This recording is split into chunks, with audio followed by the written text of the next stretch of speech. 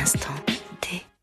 Bienvenue à tous sur le plateau de l'Instant T, le nouveau magazine de société de 13e rue. Chaque semaine, l'Instant T vous propose des reportages inédits et des témoignages exclusifs. Il suffit d'un instant pour que la vie bascule. Crime, délit, violence, harcèlement ou suicide, les maux de notre société plongent des hommes, des femmes ou des enfants dans le désarroi, la colère ou l'incompréhension.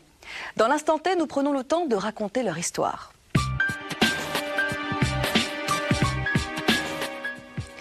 Au sommaire de ce numéro spécial inceste, la terrible histoire de Lydia Guardo, 46 ans. Pendant 28 ans, son père, Raymond Guardo, l'a violée et séquestrée. Il lui a fait subir les pires sévices et, comble de l'horreur, il lui a fait 6 enfants. Une histoire similaire s'est passée en Autriche. C'est l'affaire Joseph Fritzl. Son procès a eu lieu en mars dernier.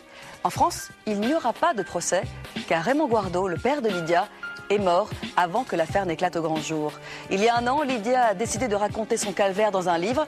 Nous sommes retournés la voir, chez elle, dans la maison où elle a vécu l'enfer avec son père.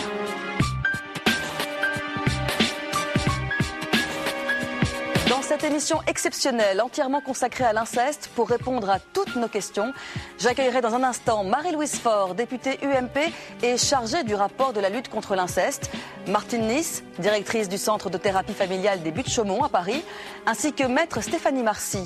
Également en plateau, Mathieu Johan, jeune chanteur et compositeur français. Victime d'abus sexuels dans son enfance, Mathieu accepte de témoigner dans cette émission. Après ce reportage exclusif sur l'affaire Lydia Guardo, nos experts, en fonction de leur domaine de compétences, nous apporteront leur éclairage. Mais tout de suite, direction Coulombe, un petit village de Seine-et-Marne où Lydia Guardo a vécu 28 ans d'horreur dans l'indifférence générale. L'histoire de Lydia Guardo est l'une des plus terribles affaires d'inceste que la France ait jamais connues. Aujourd'hui, libérée de son bourreau, Lydia et ses fils tentent de se reconstruire. Mais cette reconstruction est-elle possible? Vous entendrez pour la première fois ces enfants qui ont accepté de revenir sur ce douloureux passé. L'instant T.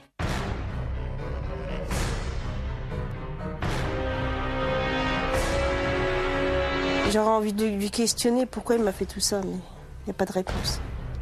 Pourquoi? Il attachait Lydia, notamment par les pieds, de manière, après qu'il l'ait violée, qu'il soit sûr qu'elle soit vraiment enceinte. On ne pouvait même pas imaginer que finalement ce type-là ait pu faire des choses aussi graves. On est passé à côté et on n'a rien vu, on ne savait pas. Et c'est vrai qu'on se dit mais c'est inimaginable parce que finalement c'était à quelques mètres de nous. Ils savaient tous, et puis personne n'a rien dit.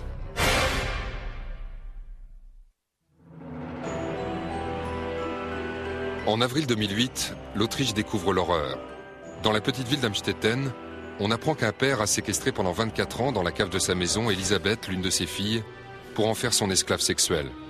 Et comble de l'horreur, 7 enfants sont nés de cette monstrueuse union. Alors qu'il était marié, cet homme de 73 ans avait monté un scénario diabolique en construisant un réduit au fond de sa cave où il cachait sa fille et 3 des enfants qu'il a eus avec elle. La maison de l'horreur a fait la une des journaux du monde entier. Comment un homme marié et père de famille a-t-il pu monter un tel scénario sans attirer les soupçons ni de sa femme, ni de ses proches, ni de personne? Elisabeth Fritzl sera libérée en 2008.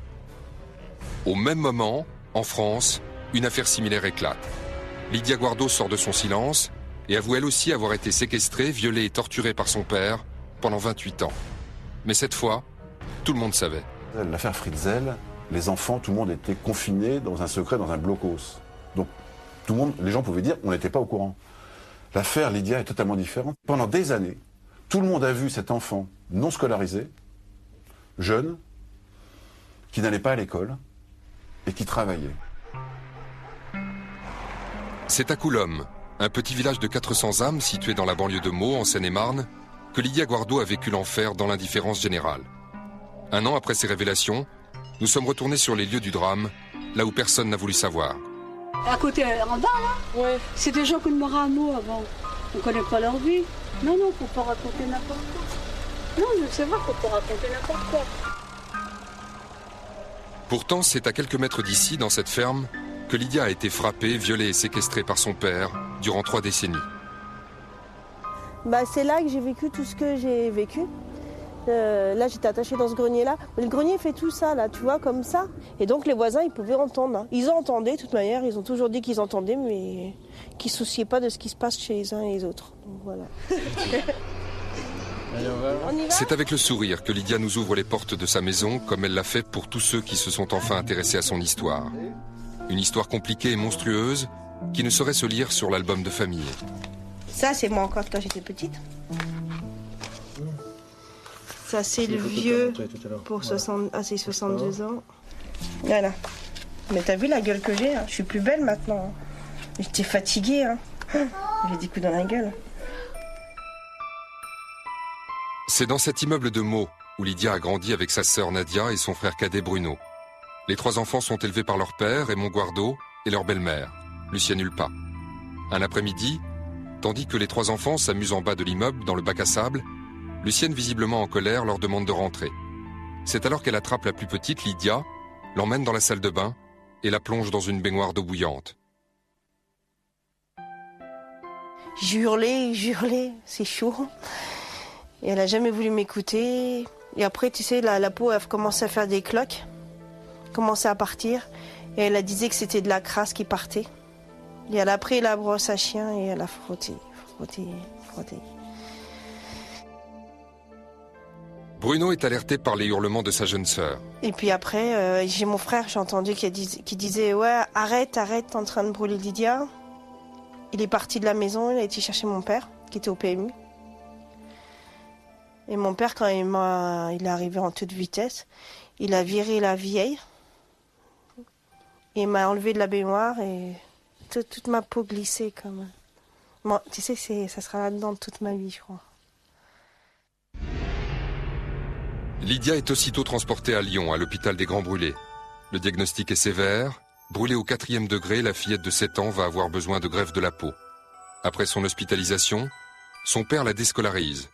Et c'est à partir de là que le calvaire de Lydia commence. Il a commencé à me faire mes pansements. Et c'est là que ça a commencé, qu'il mettait ses doigts... tu crois ? Et c'est là qu'il a commencé toutes ces cochonneries. Il m'en a fait des choses. Des fois, je me dis, j'aurais envie de lui questionner pourquoi il m'a fait tout ça, mais il n'y a pas de réponse. Pourquoi ? Ouais.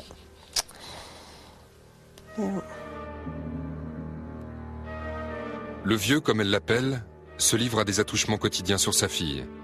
Lucienne, qui vient débouillanter Lydia, ferme les yeux. Alors quel est le rôle, après, entre Raymond Guardo et Lucienne Hulpa? On en a les preuves dans le dossier d'enquête, puisque ça a été dit par des témoins. Il y avait une sorte de deal entre les deux. C'est-à-dire, lui disait à Lucienne, « Je me tais sur ce que tu as fait à Lydia en la brûlant, et tu te tais pour ce que je fais à Lydia maintenant. » Il se tenait, comme on dit, ils disent les enfants, par la barbichette. C'est-à-dire, l'un tenait l'autre. Tu ne dis rien pour les viols que je commets contre Lydia, et je ne dis rien pour ce que tu as fait à la baignoire. Et pendant 30 ans, ils se sont tenus comme ça. Après les questions gênantes des infirmières à l'hôpital sur les causes de l'ébouillantage de la fillette, c'est le voisinage qu'il faut rassurer. Alors le vieux a l'idée de porter plainte contre les HLM de Meaux, pour faire diversion. Il y a 2 couches en permanence avec Raymond Guardo. Il y a l'image qu'il donne de lui et l'image qui est perçue de lui. Cette espèce de fonds de commerce, si j'ose dire, de se bagarrer de manière judiciaire pour accuser la ville de Meaux d'avoir occasionné l'ébouillantage de Lydia, pour noyer le poisson de ce qu'il faisait à Lydia pendant ce temps-là. On ne sait pas grand-chose du père Guardo. Originaire de Bretagne, ce jeune imprimeur épouse Jacqueline Routmann, avec qui il a ses 2 premiers enfants, Nadia et Bruno. En 1959, il part pour la guerre d'Algérie avant d'être réformé au bout de quelques semaines pour troubles psychologiques. Les médecins le décrivent comme un déséquilibré caractériel. À son retour en France, il navigue dans des milieux troubles et fait une tentative de hold-up. Et au bout d'1 an et demi de prison, il y a sa femme, Jacqueline, qui vient au parloir, qui est enceinte jusqu'aux dents. Ça fait plus d'1 an qu'il est en prison. Le calcul est vite fait. À l'époque, il n'y avait pas tellement de parloirs et de zones aménagées pour des rencontres couples pendant la prison. Donc, bon, à mon avis, il a compris qu'il n'était pas le père. Ça. Et ce sera la dernière fois qu'il verra sa femme. Ce sera la dernière fois qu'elle viendra le voir. Cet enfant, c'est Lydia. Sa mère va l'abandonner à sa naissance, ainsi que son frère et sa sœur. Raymond Guardo ira les récupérer à la DAS à sa sortie de prison. C'est d'ailleurs peu après l'épisode du bain que Lydia, alors âgée de 8 ans, apprend que son père n'est pas son père biologique. Qu'importe. Raymond a des projets pour sa fille. Il décide tout d'abord de quitter Meaux. Les voisins sont trop curieux, car Bruno et Nadia subissent eux aussi les assauts incestueux de leur père.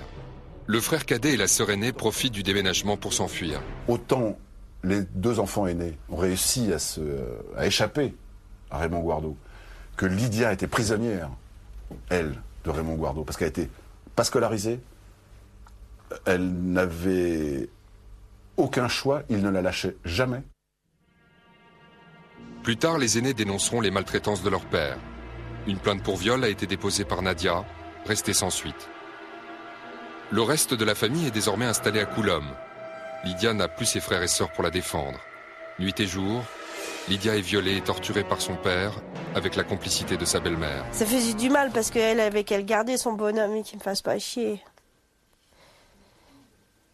Après, c'était pire parce que la vieille, des fois, je sais pas, où il avait pas de plaisir, j'en sais rien. Lui, il m'attachait et puis c'était pire. Il mettait la main devant la bouche pour pas que je hurle avec. Et la vieille a passé, elle dit ça y est, t'as fini avec elle. Ah ouais. Il n'y avait même pas de. Lydia est à la merci de son père. Les journées passent et se ressemblent. Violée quotidiennement, plusieurs fois par jour, Lydia devient sa chose, son esclave sexuelle. Raymond vit de son imprimerie ambulante en fabriquant des cartes de visite. La semaine, il oblige Lydia à le suivre dans sa camionnette. Derrière les vitres fumées, la jeune adolescente subit les assauts sexuels de son père. Moi, j'étais couchée sur cette banquette-là, j'avais pas le droit de faire voir mon nez envers les clients. On a des témoignages qui disent que quand le camion était fermé, il y a des gens qui disent qu'il bougeait beaucoup le camion. Hein. Entre guillemets, il la violait dans le camion, quoi, pour être clair. Pour ceux qui ont dû passer plusieurs fois devant cette camionnette, c'est de se dire mais on ne pouvait même pas imaginer que finalement ce type-là ait pu faire des choses aussi graves. On est passé à côté et on n'a rien vu, on ne savait pas et c'est vrai qu'on ne pouvait pas savoir, mais c'est vrai qu'on se dit mais c'est inimaginable parce que finalement c'est à quelques mètres de nous. La nuit, le vieux délaisse le lit conjugal pour dormir aux côtés de sa fille. En clair, Raymond Guardo recompose sa famille en distribuant les rôles de son choix aux femmes de la maison. Il rentrait le soir à Coulombe, dans la petite maison de Coulombe. Eh bien, c'était un couple. C'est-à-dire que le maître de maison mettait les pieds sous la table, Lucien Hulpas faisait à manger, et puis après, eh bien, le sommeil pour aller dormir. Raymond Guardo allait dormir avec Lydia, sa fille, hein, pendant que la femme officielle allait dormir dans une chambre séparée, et puis tout se passait très bien, et le lendemain, ça recommençait. Un matin, il aménage les combles de la ferme. Déterminé à aller au bout de son scénario criminel, le vieux échafaude un nouveau plan et enferme Lydia dans le grenier. Craint-il que sa chose ne se rebelle ou s'enfuit ? Lydia ne sait pas encore ce que lui réserve son père. Là, on arrive devant la porte du grenier. Donc c'est là-dedans que j'ai subi tout ce que j'avais à subir. Et c'est fermé à clé. Normalement, il y a 2 verrous. C'est vrai, tu fermes comme ça. Et quand le vieux m'a enfermé, il m'a enfermé avec celui-là. Parce que l'autre, je pouvais encore ouvrir. Mais quand il ouvrait avec cette clé-là, je pouvais être sûre qu'il refermait derrière, que je savais qu'il allait se passer quelque chose. Et après, c'est là-dedans. Lydia n'ira pas plus loin. Comme si l'horreur du passé était concentrée dans ce grenier. Car c'est ici que son père lui a fait 6 enfants, dans des conditions inhumaines. C'est maintenant reconnu, notamment les scènes où il attachait Lydia, notamment par les pieds, de manière que, comment dirais-je, après qu'il l'ait violée, il soit sûr qu'elle soit vraiment enceinte.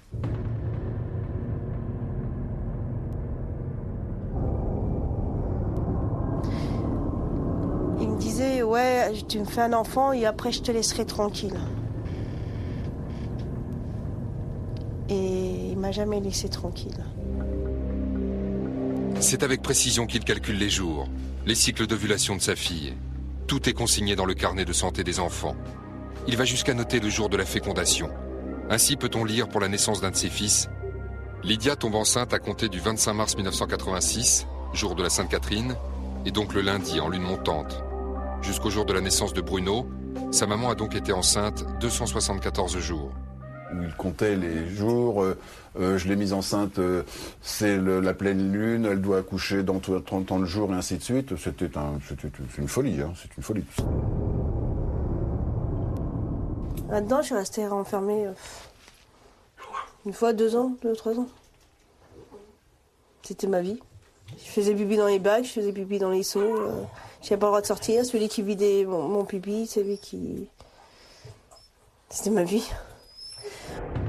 Jusqu'où peut aller la folie d'un père criminel? Lydia, réduite à l'état d'un animal, a vécu un enfer. Elle seule a les mots pour le décrire.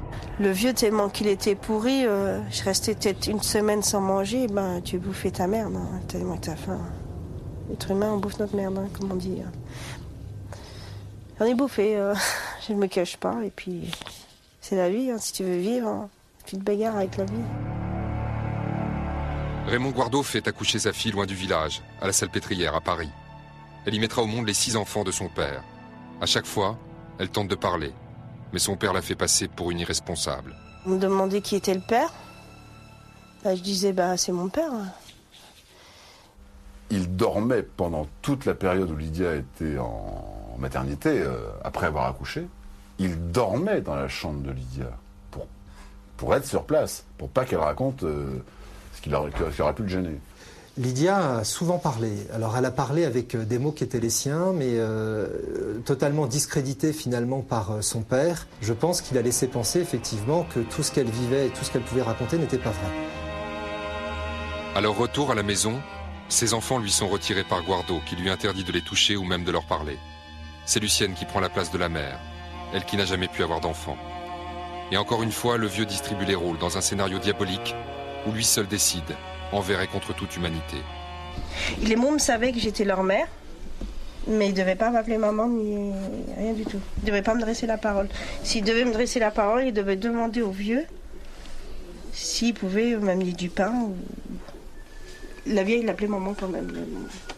Ça, elle m'a pris, comme je dis, elle m'a pris ma vie, elle m'a pris mes enfants, elle a pris tout. Lydia a tenté à 3 reprises de s'enfuir, sans y parvenir. On dit, j'en ai fait des fugues aussi, hein. Puis personne n'a bougé. Hein. On m'a ramené à mon père. Donc après, à chaque fois qu'il me ramenait, hop, Lydia, tu vas dans le grenier. Puis c'était des coups de ceinture, des coups de martinet, des coups de... La Vienne, elle me tenait les mains, et j'en avais plein, j'avais plein de coups. Hein. Le calvaire de Lydia dura jusqu'à la mort du vieux en 1999. À 40 ans, Lydia se retrouve avec ses 6 enfants dont elle a été privée jusqu'alors. Libérée de son bourreau, Lydia va connaître une seconde vie, une vie qu'elle aura choisie sans haine ni violence. Elle rencontre Sylvain et l'amour, le vrai, va lui tomber dessus. Quand je le voyais, j'avais le cœur qui palpitait, il fait boum boum boum. Je dis, c'est marrant.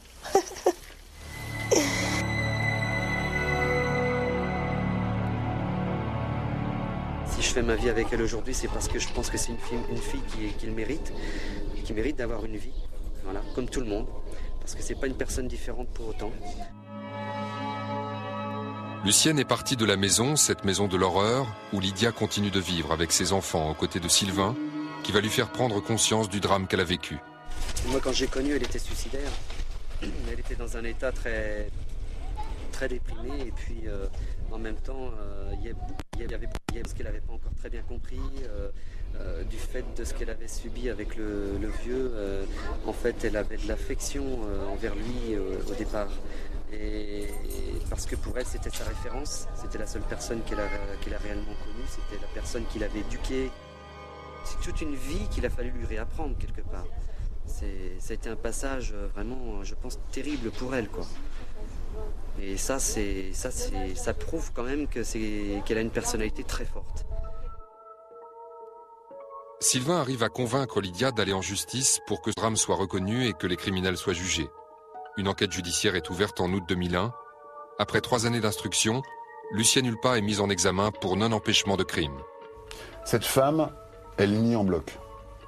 Et pendant le dossier d'enquête, elle a soutenu qu'elle n'a jamais été au courant de quoi que ce soit, que le Raymond Guardo n'a jamais violé Lydia. On ne peut pas nier des évidences comme ça. Lydia était enceinte pendant 20 ans, enfin 15 ans elle était enceinte, quoi, alors qu'elle rencontrait personne. La belle-mère est condamnée en appel devant le tribunal correctionnel de Meaux à 4 ans de prison avec sursis.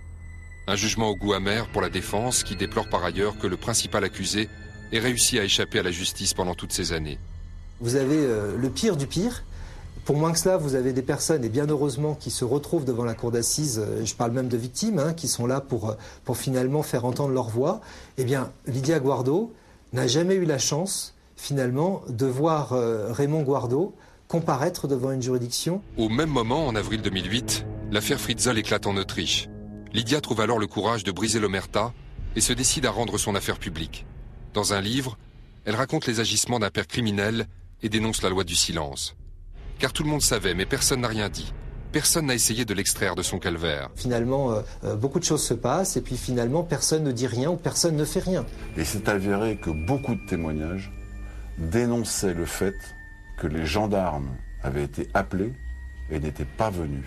Ou envoyés carrément, je vais être direct, envoyés paître même le maire de la commune où habitait Lydia, qui lui-même avait signalé des comportements bizarres, et les gendarmes n'ont pas suivi.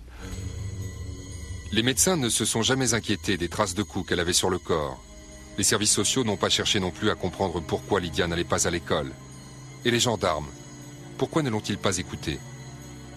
Aujourd'hui, c'est la grande difficulté, plusieurs années après, finalement, de pouvoir déterminer des responsabilités. Alors une responsabilité des services médicaux aussi certainement, parce qu'on ne peut pas accoucher 6 fois sans pour autant, à un moment donné, alors que le père est omniprésent, se poser des questions. Il aura donc fallu attendre la mort du vieux pour que ça change. Atteint de diabète, Raymond Guardo se savait condamné. Avant de mourir, il signe son scénario jusque dans sa tombe. Il a tout prévu, jusqu'au dernier chapitre, macabre et criminel. Et avant qu'il décède, il avait pris, bon ça a 7 places. Et il avait pris, nous avait promis quand il décède, qu'on le rejoigne. J'ai essayé de me suicider parce que j'ai perdu mon père. Avec ce qu'il m'a fait, c'est normal. Toute ma vie, il m'a fait croire que ce que je subissais, c'était normal. Toute ma vie, j'ai eu des coups, des brûlures faites gratuitement, comme on dit. Non, j'ai pas été à l'école, j'ai pas eu de jeunesse, j'ai rien eu, rien du tout. Alors on se demande comment Lydia a trouvé la force de lui survivre. Cette force, ce sont ses enfants. C'est à moi, mes gosses, maintenant. Maintenant, c'est Sylvain, leur père.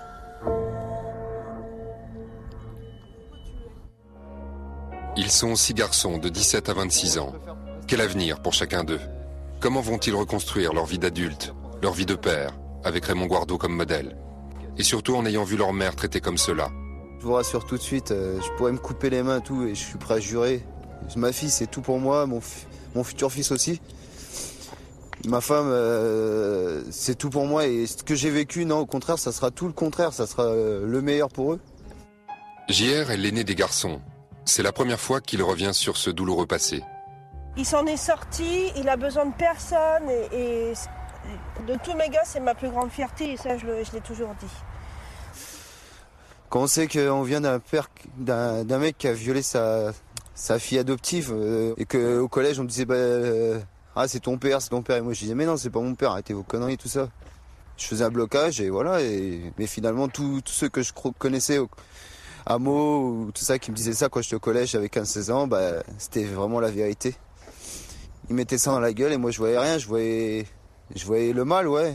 Mais je me disais pas que c'était mon père, je disais qu'il voulait m'élever comme un père et que je sois bien droit, mais bon, à quel prix ? Avec des coups de poing, des coups de pied à la gueule. Moi, s'il ne serait pas parti à mes 17 ans, j'ai toujours dit que je me vengerais. Et je le dis tout fier et tout haut, oui, je l'aurais tué sûrement, oui, ça c'est sûr. Parce que j'avais une vengeance, me prendre des coups dans la gueule pour rien comme ça.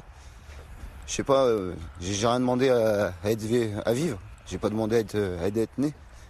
Et ça, les coups dans la gueule comme ça, on peut pas en mettre autant à un gosse. C'est pas possible. Lydia Guardo a connu le pire. Réduite à un objet sexuel et séquestrée dans des conditions inhumaines, mais son père ne l'a pas complètement détruite. Ni elle, ni leurs enfants. Même si les plus jeunes ont encore plus de mal à parler de tout ça. C'est sûr qu'on le regrette tous, mais bon. Ouais. Bah, d'avoir eu un père comme ça. Pour moi, c'était un père. C'est sûr qu'il était violent, mais c'était notre père, quoi. En fait, ma mère, elle avait pas le droit de s'occuper de nous. Donc voilà, quoi. C'est vrai que c'était notre mère, mais elle pouvait pas s'occuper de nous. Ah, mais le seul problème, c'est qu'en fait, nous, on n'aime pas trop parler du passé. On essaye de l'oublier, donc c'est pour ça. Donc c'est pour ça qu'on n'en parle plus. On essaye d'oublier surtout plein de trucs, quoi. Mes enfants, ils m'ont dit, maman, tu sais pas tout, hein. C'est pas parce qu'on ne disait rien. Nous aussi, on est dans le secret, on est tous dans le secret, on est tous dans... Mais il faut qu'on vive avec, et puis il faut qu'on... Pour ça, je dis que mes gosses, ils sont costauds quand même. Tout ce qu'ils ont vécu. Moi, je peux dire qu'ils en ont reçu dans la figure, hein, autant que moi. À l'égard de la maman, on voit bien qu'il y a beaucoup plus de proximité qu'il ne pouvait y en avoir et qu'ils ont compris qu'elle n'y était absolument pour rien et que c'est le père qui avait tort sur tout. Mais ça, quand vous n'avez pas les bons modèles en tête, quand vous êtes enfant, c'est vrai que c'est difficile de savoir qui a raison. Aujourd'hui, ils l'ont compris, ça c'est certain. Et je crois que c'est déjà un grand pas parce que finalement, ils comprennent où est le bien, où est le mal. À l'époque, ils ne savaient pas. Lydia a vécu l'enfer et c'est elle qui nous donne une leçon de vie. Comme si touchée par la grâce, elle ne voulait qu'on ne retienne que ça. J'ai une vie comme tout le monde. Et c'est ça le plus beau quand même, moi je trouve. Non? Ah si, je peux regarder la télé, je peux faire à manger, je peux... C'est bien la vie, elle est belle. C'est ce que je dis toujours. Elle est trop belle la vie. Joseph Fritzl vient d'être condamné à la prison à perpétuité en Autriche pour avoir séquestré et violé sa fille Elisabeth pendant 24 ans, à qui il a fait 7 enfants. Elisabeth a été prise en charge par les autorités autrichiennes ainsi que ses enfants. En France, Lydia a vécu le même calvaire, sauf que son bourreau est mort, sauf que Lydia est seule, sans aide. Voilà, en France, 2 millions de personnes seraient victimes de l'inceste, selon une enquête Ipsos réalisée mi-janvier 2009. L'inceste est un vrai problème de société qui nécessite à la fois une prise en compte sur le plan sanitaire, mais aussi éducatif, social et pénal. Merci d'être avec moi ce soir, vous tous. Et je vais d'abord poser le problème, la question, et je vais m'adresser à vous, Martine Nice. Qu'est-ce que c'est que l'inceste exactement? Qu'on parte sur des bases concrètes. L'inceste évoque le fait pour un parent d'avoir des relations sexuelles avec un de ses enfants, l'inceste parent-enfant, ou avec un autre membre de la famille, un adulte avec un enfant de la même famille.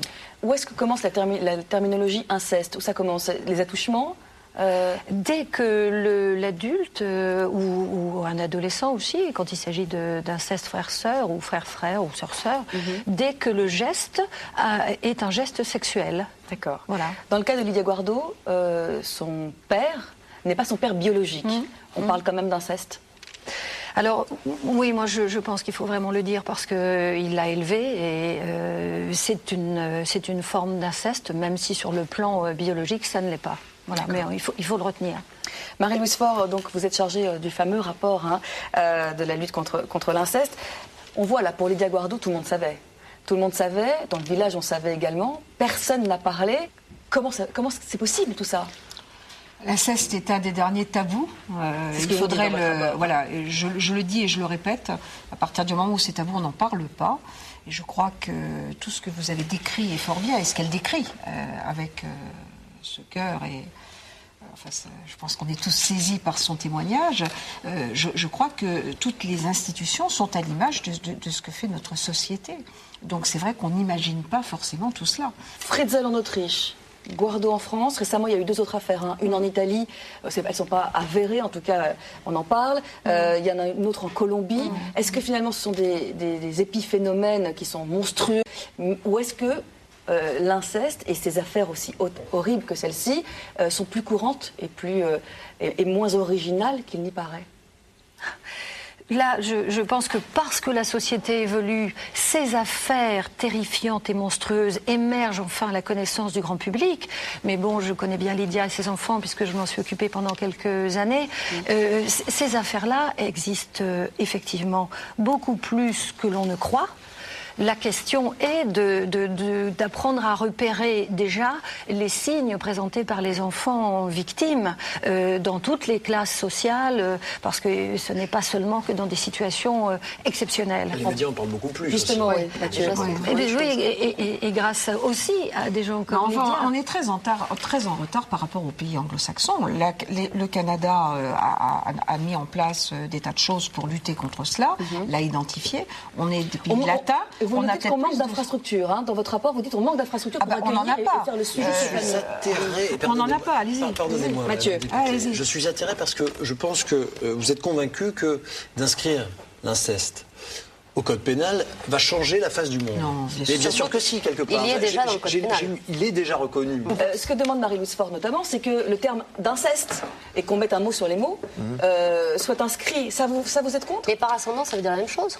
Vous trouvez que c'est exactement la même chose. C'est exactement la même chose. On est d'accord. Ou par personne ayant autorité. C'est-à-dire, c'est le. Stéphanie Marcy, pour vous, ça n'a pas d'intérêt? Le lien de parenté ou le lien d'autorité, c'est ce que dit la loi précisément.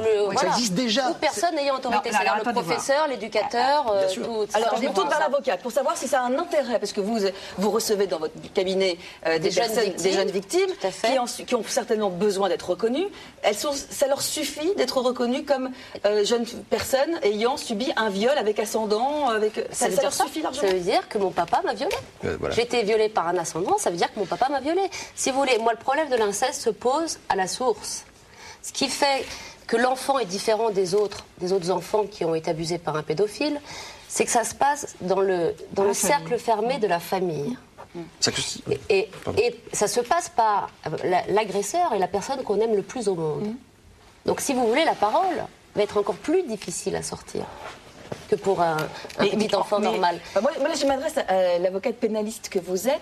C'est pas important pour vous de réinscrire l'inceste au code pénal qui était avant le code Napoléon. Il y avait l'inceste, c'était inscrit. Et Napoléon a eu cette fameuse phrase "Vous voulez qu'on mette toutes nos campagnes en prison?" Et finalement, il l'a. La répression existe, d'accord. Je demande pas. Attendez, non mais elle est plus lourde pour l'agresseur qui est ascendant ou qui a autorité. Donc, la victime, bien qu'elle soit rarement satisfaite de la répression, mais elle existe. Elle est plus lourde pour les pères incestueux ou les parents incestueux.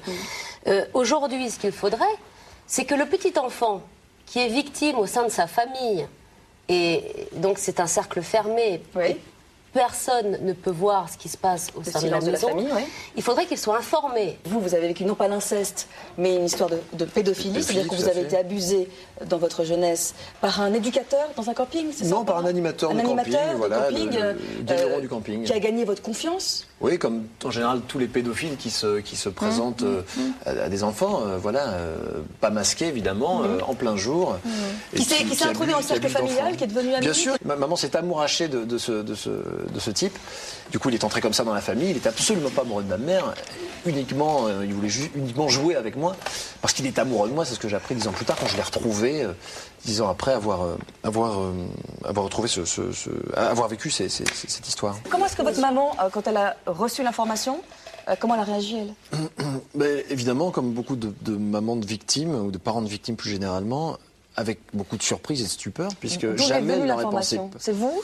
Non, c'est un coup de fil à la maison qui a déclenché l'affaire. J'ai un petit copain de camping, en fait, qui était là avec moi l'été, et c'est son papa, ce petit copain de camping qui avait reçu des dessins un peu pédopornographiques de la part du pédophile, de l'agresseur. Et ce qui a déclenché évidemment l'affaire bretonne, comme je l'appelle, voilà. Mais donc c'est le papa qui a appelé votre maman? Ouais, c'est le papa d'un pote. Vous avez compris tout de suite, vous, que j'ai compris tout de suite parce que même si moi j'ai pas eu de repère paternel masculin à la maison, mais je savais pertinemment qu'il y a quelque chose qui ne tournait pas rond. On est muré dans un silence. C'est très très difficile d'oser parler. Mais je crois qu'avant cela, en effet, il faut s'adresser aux enfants, aux gens qui regardent et aux parents. Avant cela, parce que les enfants ne parleront. Moi, j'aurais. Vous n'auriez jamais parlé ? Jamais parlé. Évidemment. Non, mais vous auriez pu parler à un instituteur, à un professeur. Non, jamais, ils vont parler à un prof. Alors justement, la révélation, c'est un choc. Comment est-ce qu'on réagit à ce moment-là lorsqu'on apprend que tout le monde est au courant ? Parce qu'on parlait de honte tout à l'heure. C'est ça. C'est qu'on a honte un petit peu et qu'on se retranche dans sa chambre et qu'on pleure beaucoup. Et puis on regrette que ça se sache ? On regrette que ça se sache puisque les conséquences de la justice, par la suite, à l'époque, on était en 91, bien avant l'affaire Dutroux, qui a un peu médiatisé la pédophilie en France aussi. On a peur de la déflagration familiale. De toute façon, c'est un cataclysme pour la famille, puisque la mère a du coup honte, le grand-père dit j'ai pas vu, j'aurais peut-être pu voir, tout le monde se remet en question, ça fout un bordel monumental. C'est pour ça qu'on a fait cette chanson et je me permets j'ai voulu réunir sur ce disque des gens qui touchaient les grands-parents, les parents, tout le monde, les enfants, Jennifer. Il y a Nadia, Emmanuel Moir, Julie Zenati, Michael Jones, Marie-Myriam, Ophélie Winter, David Hallyday, Sylvie Vartan, Michel Delpech, voilà. Tout à fait. Et l'idée était de faire passer le message à la famille pour que ça devienne un débat finalement intrafamilial, afin que l'enfant puisse dire éventuellement, ou se confier à un copain. Voilà. Vous savez, c'est souvent un copain. Ma plus grande victoire après avoir fait single, c'est un gamin qui a 8 ans, qui s'appelle Sébastien, qui est venu me voir en Normandie, là où je vis, dans la Manche à Saint-Lô. Il est venu me voir le cartable sur le dos en me disant « J'ai entendu ta chanson, ça m'est arrivé ». Et je me dis que si j'ai fait ce disque pour qu'un enfant parle et se confie, c'est ma grande victoire. Et j'ai bien fait de faire ce disque et la voix de l'enfant a bien fait de nous faire confiance. Voilà. Juste une question à Stéphanie Marcy, avocate. Se pose justement, donc on parle de la parole de l'enfant. De la parole de l'enfant. Vous qui les recevez, quel crédit leur donne-t-on à cette parole aujourd'hui ? Tous les crédits.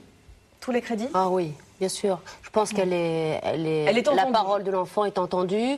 Il faut savoir qu'ils sont reçus par la brigade des mineurs aujourd'hui d'une manière... ce sont des policiers qui sont formés à ça. Enregistrés maintenant. Voilà, enregistrés. Systématiquement, ce qui a manqué cruellement pendant des années, malgré la loi de 98. Ça, c'est vrai. Bien sûr. Ça, c'est vrai. Et que ces policiers savent déceler l'enfant qui aurait été poussé par exemple par sa mère dans le cadre d'une procédure de divorce, parce que ça aussi ça existe, ça existe beaucoup en ce moment. Est-ce qu'il y a un avant et un après Outreau sur la parole de l'enfant, je parle ? Il faut s'entendre sur qu'est-ce qu'on entend par la parole de l'enfant. On ne peut pas se servir d'Outreau pour diaboliser l'enfant, c'est pas possible. Ça, c'est pas possible. Je pense que elle reste quand même sacralisée, cette parole. Elle reste sacralisée. Elle reste sacralisée. Je pense que dans je suis pas d'accord avec cette formule-là. Vraiment, je pense qu'après Outreau, tous les professionnels veulent être plus efficaces par rapport à ces questions-là. C'est-à-dire plus de compréhension, de diagnostic, d'évaluation. Tout ça a progressé. On va faire une petite pause, parce que comment parler, comment soigner les victimes d'inceste ? L'Association internationale des victimes de l'inceste brise la loi du silence. Voilà. On y est. Partout en France, cette association organise des groupes de parole regroupant des victimes de l'inceste qui ont vécu cet enfer et qui sont encore sous le poids du silence. Alors, exceptionnellement, voilà, nous avons pu filmer une de leurs séances. Donc, avant de poursuivre ce débat avec vous tous, je propose de regarder une de ces séances.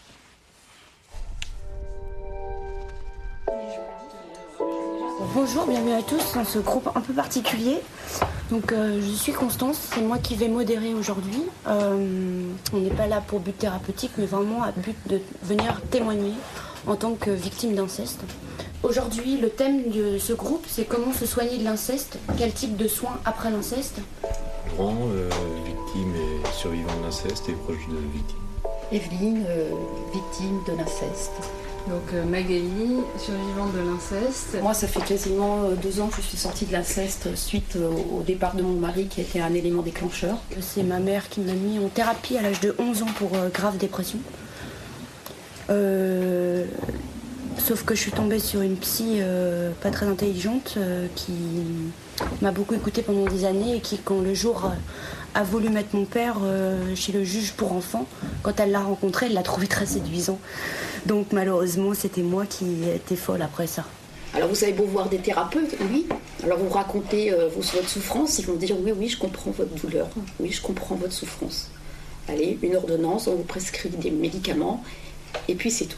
Donc ça fait du bien d'entendre en fait un petit peu tous les gens qui ont des parcours qui se ressemblent, une façon de s'en sortir qui se ressemble. On se dit qu'au moins déjà la route est la bonne. Je pense que c'est fondamental d'en parler. Je pense que c'est la première clé, la première